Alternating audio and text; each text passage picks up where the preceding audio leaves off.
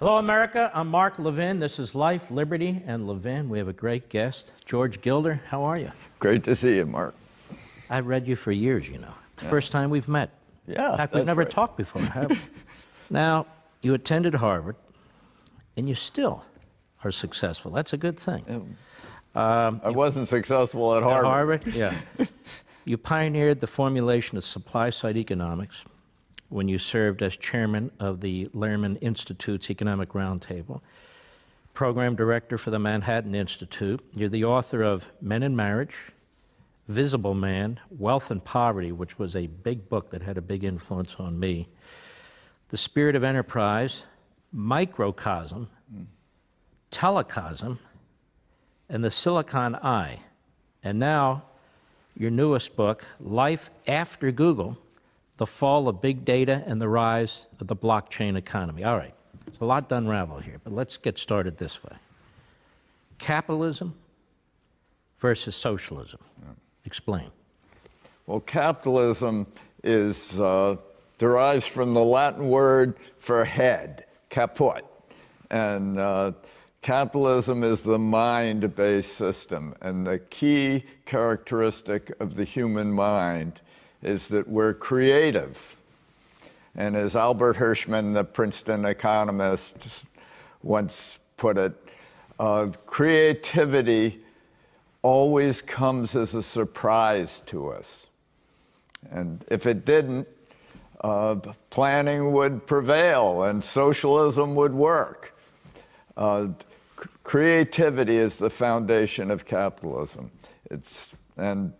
And socialism is based on planning. It's based on the assumption that we already know all we need to know in order to plan our future. And so it leads to tyranny. And that's really the difference, liberty versus tyranny, as someone once put it. Yeah. Isn't this the general problem with progressivism across the board? That is, they think they know all they need to know. Yeah. And now it's just a matter of redistributing ideas, redistributing wealth, redistributing. And isn't part of the problem is that's easy for people to understand, whereas the future is difficult for people to understand? Yeah. The future is unpredictable. And in order to deal with it successfully, you have to learn. And learning has a lot of constraints. Economic growth is the increase of knowledge. And the increase of knowledge is learning. And the most widely documented phenomenon in all business is called the learning curve. With every doubling of total sales, you get a 20 to 30% drop in prices or in costs. And this drop in costs is evident across all industries, documented by the Bain & Company and the Boston Consulting Group and all these learning curve-based consultancies. Learning is the heart of capitalism. Learning is finding out things you don't already know. And that depends on openness to creativity, to surprise. And surprise is really crucial to capitalism, because you can't predict the products of a really creative process. So when the government gets in the business of regulating that, of redistributing wealth, of punishing some businesses, of subsidizing other businesses, am I correct in hearing what you're saying is it's an attack on many things, but especially knowledge? Yeah, a government guarantee prohibits learning and thus prohibits economic growth. All economic growth is fundamentally learning. All wealth is fundamentally knowledge. As Thomas Sowell observed, the Neanderthal in his cave had all the physical resources we have today. The difference between our age and the Stone Age is entirely the growth of knowledge. And the growth of knowledge is learning. And that means economic growth is primarily learning. And learning can't be guaranteed. Learning is finding out things you don't already know.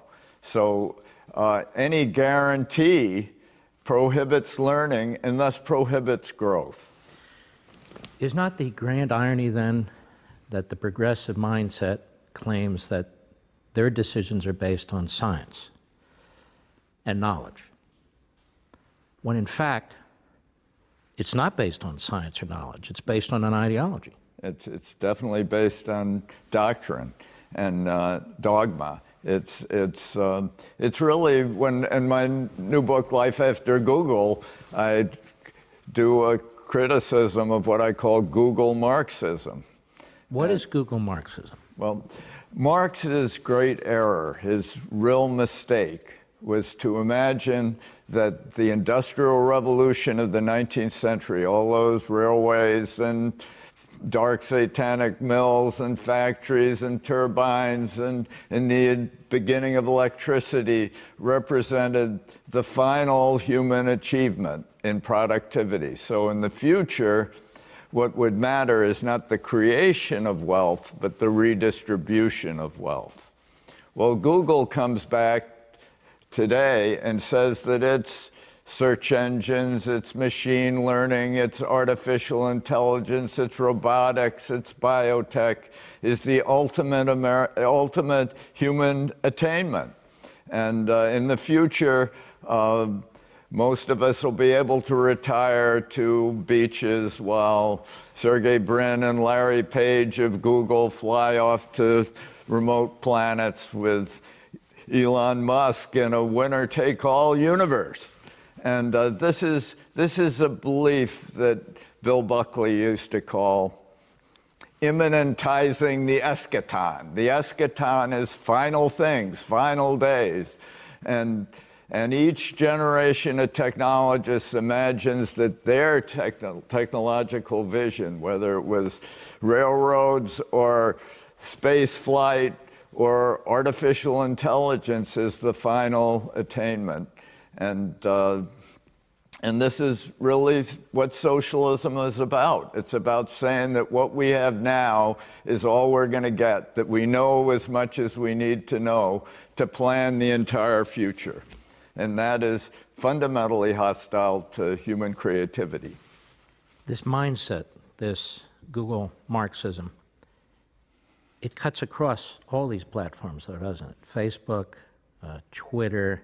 How about the Silicon Valley? You've referenced that in the past as, I think, Silicon Valley Marxism.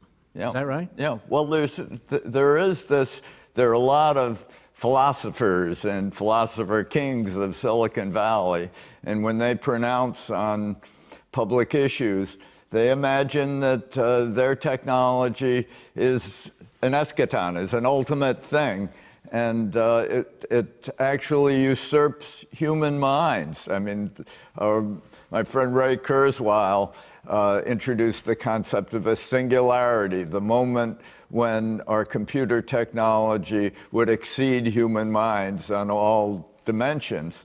And at that point, the technology would produce new machines and a cascade of inventions that leave humans far behind. Is that possible? No.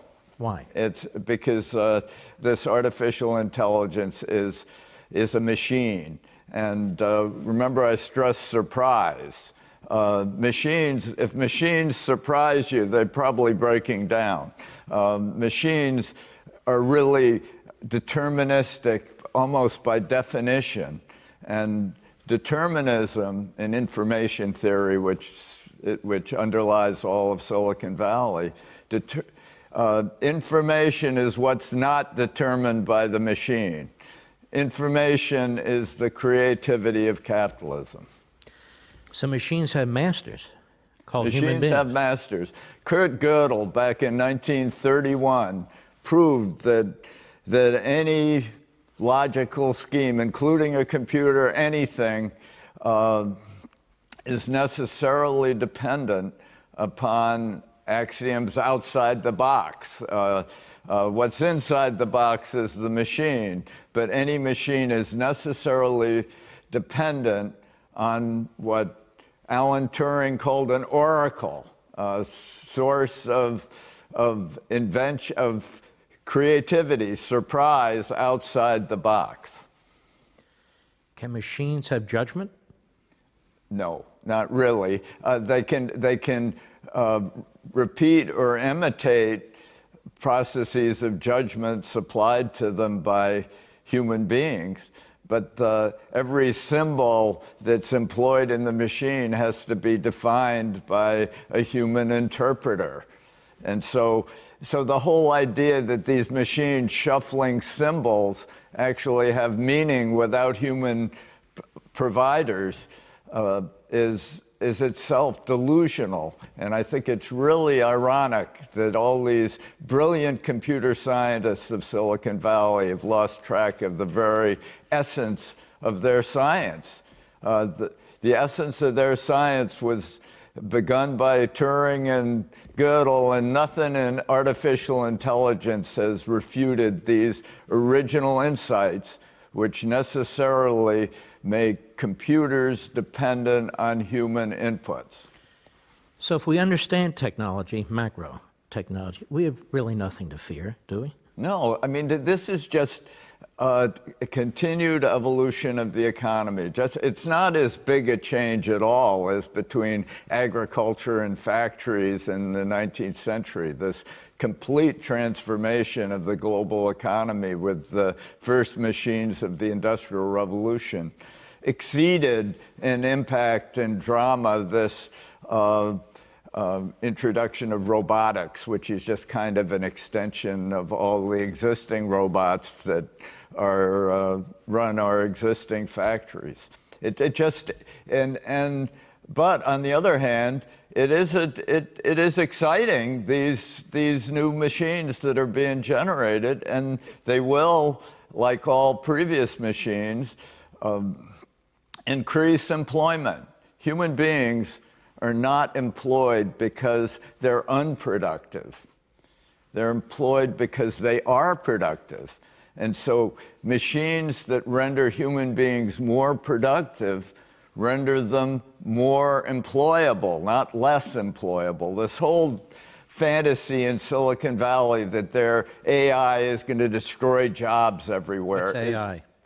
Artificial intelligence. Okay. Their artificial intelligence, their machine learning is going to destroy jobs. Everybody out there believes that, but it's nonsense. All such machines enhance human creativity and human capabilities, and thus make humans more employable and better jobs and more exciting jobs and safer jobs. Improved lifestyles. What? And improved lifestyles. Oh, and of course, in a steady expansion of knowledge and wealth.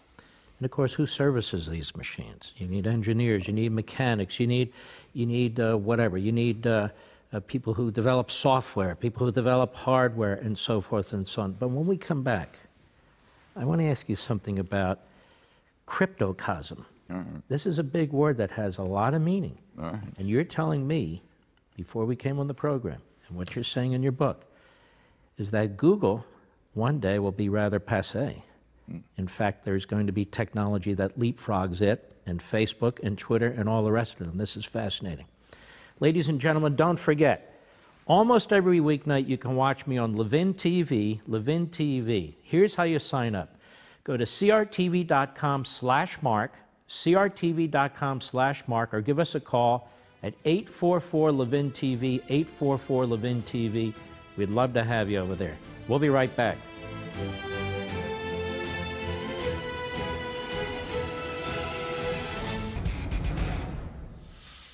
Now, George Gilder, life after Google. So you feel that we're on the precipice of leapfrogging these platforms, these technologies like Google and Facebook and Twitter and so forth. You use this word cryptocosm. Can you explain? The internet needs a new security architecture. Anybody who goes on the internet knows it. I mean, the constant demand for new usernames, passwords, PINs, mothers' maiden names, all the apparatus of security defeats itself on the internet today. And an internet that's not secure. What is the purpose of all that? It's supposedly to stop fraud and to create a basis for transactions on the internet. The internet wasn't designed for transactions. It was designed for email and hypertexting and communication. It was communications first protocol. And today, since it's becoming a commercial engine, the internet, it needs a security first protocol. And today, you have to virtually strip naked before the camera in order to conduct a transaction on the internet. You have to know yourself, usernames and passwords for all the hundreds and thousands of possible web pages in which you might transact. It's just an absurd system. Cumbersome, and moreover, it's a kind of porous pyramid where all the money and power rises to the top to companies like Google and Facebook and whatever. And the cryptocosm is a new architecture for the internet that's based first on security first, and which, rather than having you learn usernames and passwords for all websites across the internet, instead you have a particular identity established on a blockchain, which is an immutable database through time. All right, hold on. What is a blockchain? A blockchain is an immutable database distributed across the internet, rather than having all your data in some big data warehouse in the cloud, as they call it. Instead, all the data is distributed across all the nodes of the network, so that any hacker who hacks one computer can gain nothing except what's in that particular computer.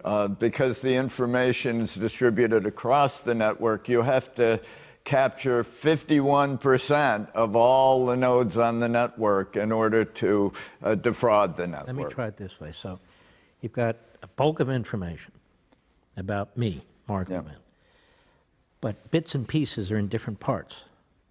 So if somebody hacks this part, they don't have enough for this part. If they hack this part, they don't have enough for this part. They hack the entire blockchain, which includes your identification in a time-stamped, immutable form, is distributed across all the nodes with the entire blockchain in its mathematically compressed form on every node. So, and the nodes are constantly communicating with one another.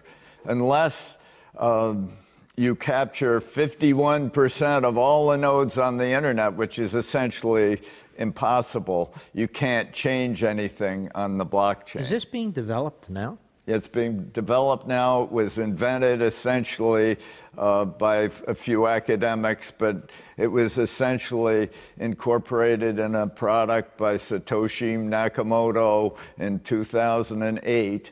And it's 10 years later, it's become the heart of what's called the cryptocosm. And all sorts of embellishments and elaborations of it are underway today. And it's the most exciting thing that's going on in the world economy. It's like a new internet, plus a new global financial system being incubated simultaneously today all around the world. Now, this new financial system, are you talking about things like Bitcoin? What are these new financial systems? Who's behind our new financial system? Well, today, the existing financial system, a lot of people don't realize it, but it's essentially come to the end of the line. I wrote about it in The Scandal of Money. Today, the biggest industry in the world economy by far is currency trading. It's just shuffling currencies back and forth. It's 73 times as big as all trade in goods and services. It's 25 times all global GDP. And it doesn't even accomplish stable or meaningful monetary values across the world economy. All its sole function really is to endow central banks with the capability of generating money and imposing some 250, it's kind of doomsday pot of $250 trillion of debt on the world economy. This system is not going to be viable over the future. So it's providential, in my view today, that scores of thousands of the most brilliant young entrepreneurs in the world economy are creating a new monetary system. A private monetary system? It's public, it's private, it's ubiquitous. It starts with Bitcoin, which, as I explain in my book, has various flaws that mean that it is not going to be, in its current form at least, the foundation for a new currency. Satoshi was trying to create a new gold. And gold is the one monetary element that really has endured through the centuries and has been the monetary premise for all the greatest eras of industrial development in the history of the world. The great miracle of capitalism was founded on money, which was identified as gold. And Satoshi wanted to create a new digital gold. And he almost did it, and there are now thousands of people trying to actually accomplish this goal. And when they do, it will once again restore money on a real basis that allows it to be a measuring stick rather than a magic wand for central banks. We'll be right back.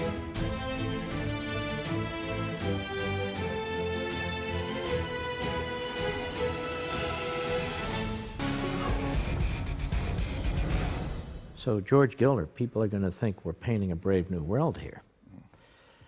But you're saying these are not abstractions or theories. These are realities in their infancy. And that is this new form of international currency, or this new form of communication and technology. This is called cryptocosm. That's the word. Cryptocosm. So again, what does that mean exactly, and how will society react to such a thing? I mean, it's rather revolutionary. Yeah. Well, it's revolutionary, but it restores the individual identity as the heart of the world economy. It allows facts and truths to be established on the internet. It makes the individual paramount. It exalts the individual human mind, the creative force in the world, the most powerful intellectual entity in the history of the universe, paramount. Again, people talk about artificial intelligence usurping the human mind, but when Big Blue defeated Kasparov in chess, Kasparov was using 14 watts, between 12 and 14 watts of energy. Big Blue was using effectively gigawatts of energy, billions of watts of energy, and was linked to other databases all across the world economy. The human mind is all that created Big Blue, all that programmed Big Blue, all that provided any intelligence to Big Blue. The human mind is the ultimate creative force in the image of their creator. And this is the heart of what the cryptocosm does. It reestablishes the individual creator as the heart of the system, rather than having some great system of databases in the cloud be the heart of the system. And it's all without government.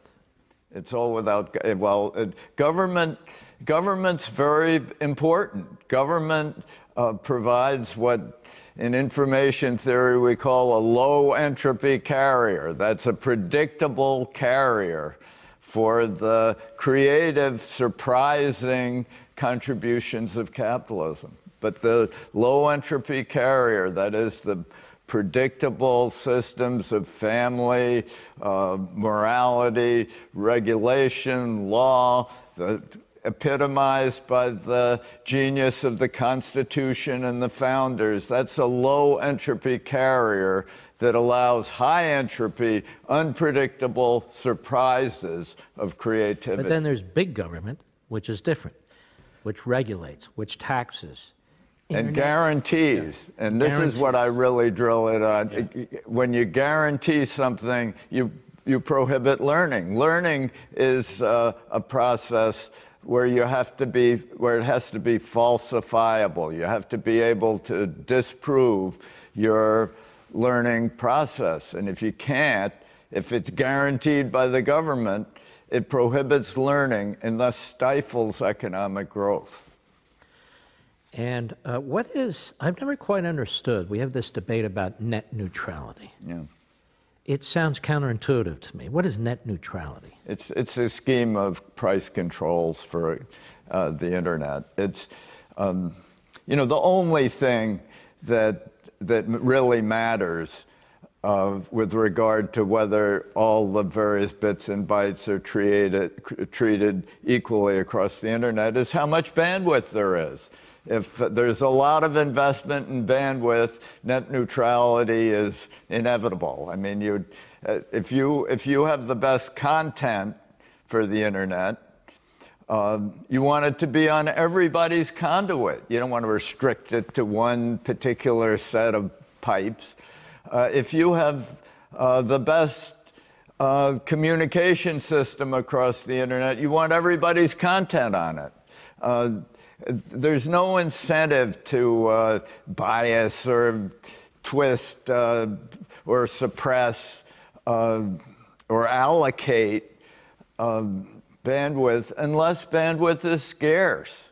And what makes bandwidth scarce are net neutrality laws that impose price controls across the internet on every connection, and thus mean that companies like AT&T go off and buy Time Warner, and Verizon pursues the Huffington Post rather than really focusing on the huge opportunities in providing bandwidth for ever-expanding cryptocosm. So your point would be, government, keep your hands off. Just leave it alone. You politicians don't even know what you're talking about.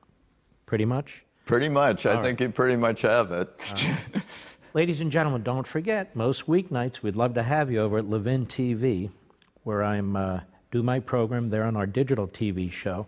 You can join us by going to crtv.com/mark, crtv.com/mark, or call us at 844-LEVIN-TV, 844-LEVIN-TV. We'll be right back.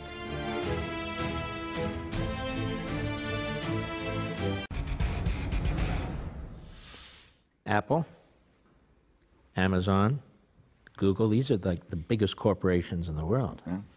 But 10 years from now, they may not be, right? Yeah. Well, 10 years ago, the biggest corporations in the world by market cap were Exxon, Walmart, the Petroleum Bank, China Petroleum, and the Industrial and Commercial Bank of China. 10 years later, the top 4 companies in the world are Apple, Amazon, Google, and Microsoft by market cap. I mean, just who would have predicted that? And I believe that in the next 10 years, there will be a similar turnover, and there'll be cryptocosmic companies who will dominate the lists of the top market caps in the world. Do you think, back to your Industrial Revolution point, we're in a constant state of economic revolution, depending on, the extent to which the government interferes. Like you were saying, socialism, pure socialism or communism, they kill knowledge, they kill, they're police states. But the freer society, the more progress, the more liberty, the better the quality of life. Within rules and laws, we understand that within the Constitution. Is that about right? Yeah, absolutely. It can accommodate surprise. A surprise to a socialist is always a disruption of the plan. That's right.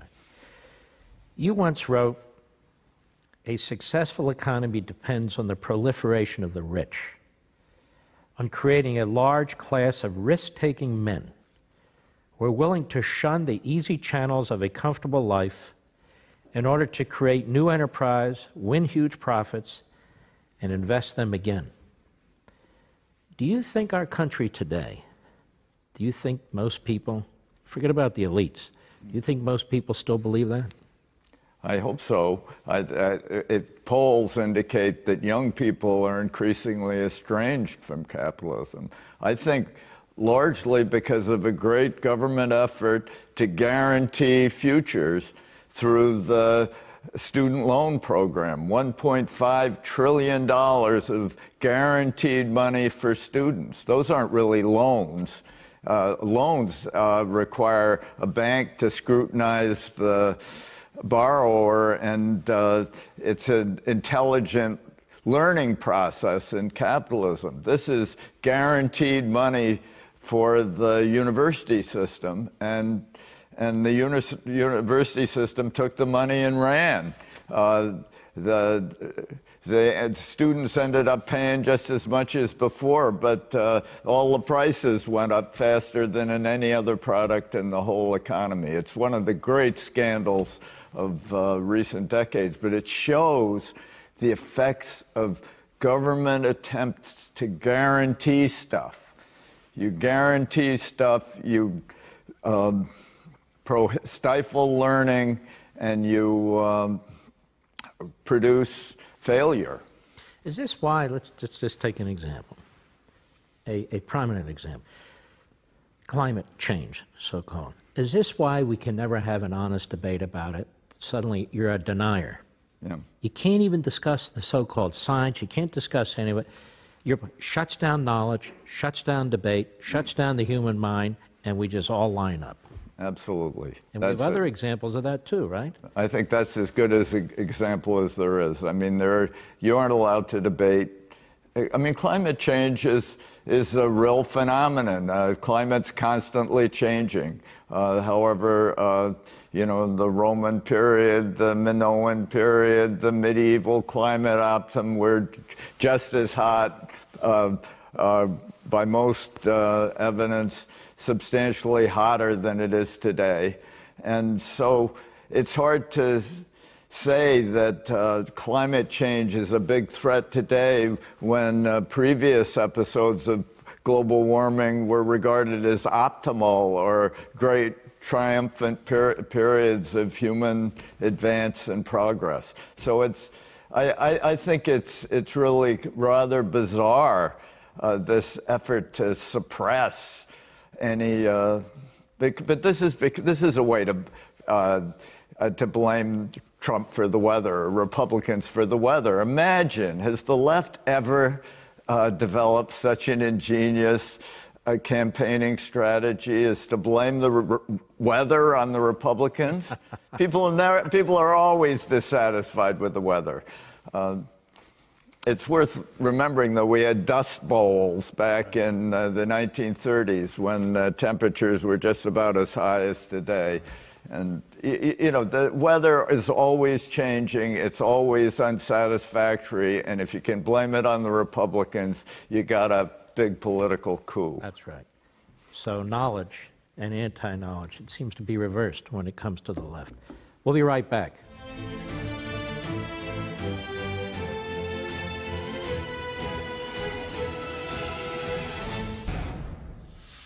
George Gilder, you have something called the Israel test. What's the Israel test? Well, it's a book I wrote about 5 or 6 years ago, which focused on Israel as the epitome of a successful, inventive society. It's really the most successful technological country in the world today. Most of American companies are dependent on Israeli laboratories and inventions.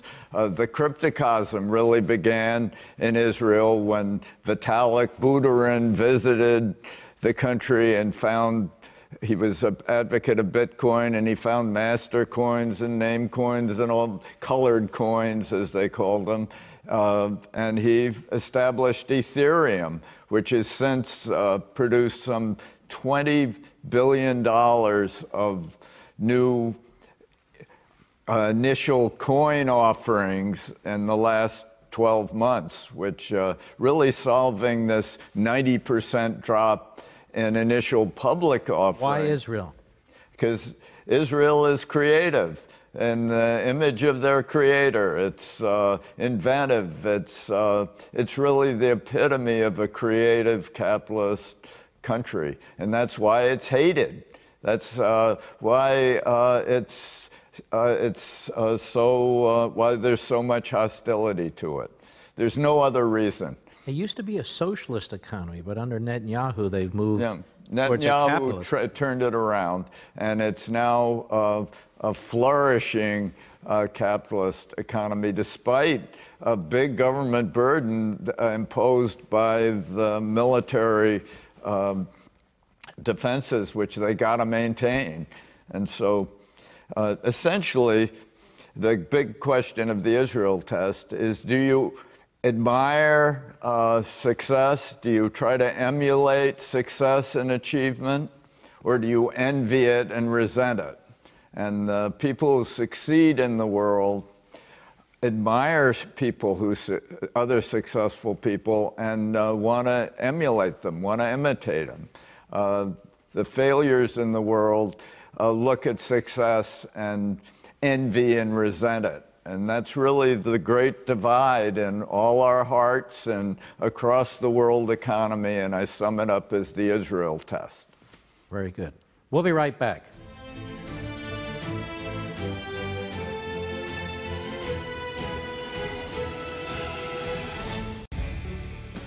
George Gilder, we're going to do the impossible here. In a minute and a half, where do you see this country in 10 years? It's life after Google. It's dominated by an entirely new architecture of the internet and an entirely new basis for global money, an entirely new financial system. It's transformed America, as one of our recent presidents described it, only transformed in a way that restores the rights and identities of individuals, that understands that the one paramount source of creativity in the world economy is the human mind. And it's modeled on the distribution of the human mind. The human mind isn't all conglomerated in a few clouds. It is distributed around the world, and what determines whether societies succeed or fail is whether they accommodate the surprising and providential creativity of human beings, creative in the image of their creator. That's really the great issue. And I think the cryptocosm endows individuals, once again, with control over their content, with control over their identities, with avenues for their aspiration and creativity. We shouldn't fear it. We should embrace it. Yeah. It's been a great pleasure. Thank you so much, Mark. I appreciate it. See you next time on Life, Liberty, and Levin.